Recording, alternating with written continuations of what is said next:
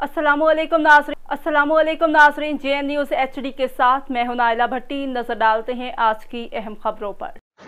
Bahawalpur government high school लाल सोहानरा में all star cricket board और Chishti sports Bahawalpur की जानिब से all Pakistan open cricket tournament का इनेकाद किया गया, जिसमें मोअज़्ज़िज़ीन इलाका के अलावा population welfare district officer Rana Imran और डिप्टी डिस्ट्रिक्ट पॉपुलेशन वेलफेयर मियां अदरीस ने शिरकत की।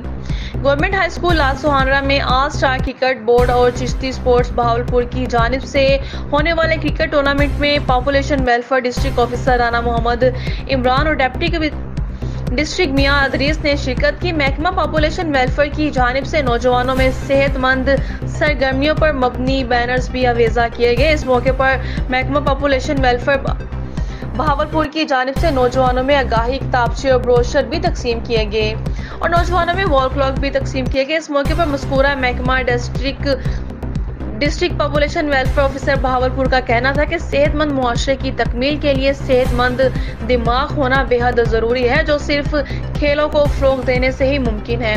अगर नौजवान नस्ल को खेलों के अच्छे मौके और माहौल दिए जाएं तो न सिर्फ वो अच्छे शहरी बल्कि मुल्क का नाम भी पूरी दुनिया में रोशन कर सकते हैं।